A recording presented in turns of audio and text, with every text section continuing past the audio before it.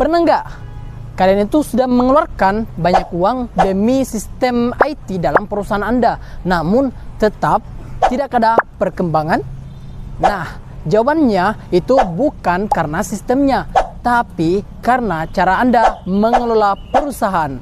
Jadi, disinilah peran IT governance berlaku.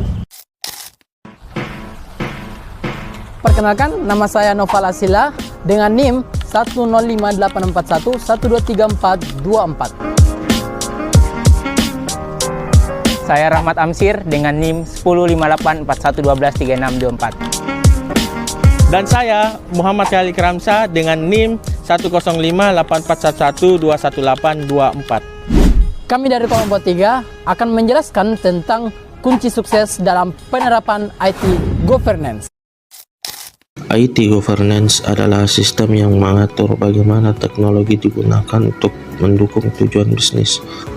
Bukan hanya soal teknis, tapi soal keputusan strategis.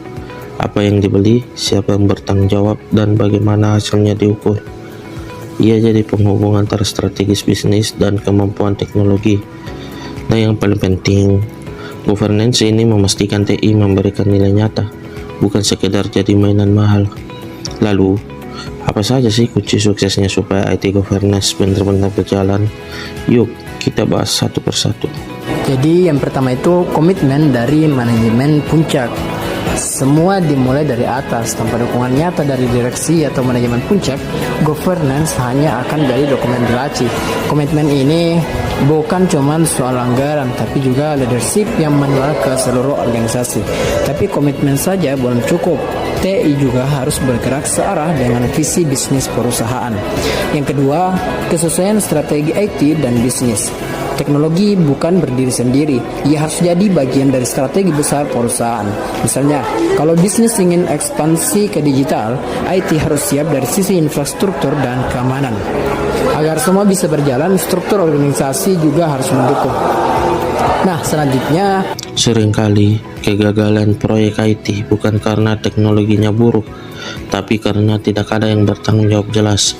Governance menuntut adanya pemilik peran, mulai dari CEO, IT commit, hingga user yang terlibat.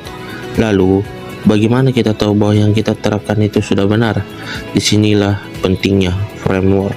Framework seperti COBIT, ITIL, atau ISO 38500 bisa jadi panduan, bukan untuk bikin ribet, tapi justru membantu supaya governance punya arah, standar, dan bisa diukur. Tapi tentu saja semua akan percuma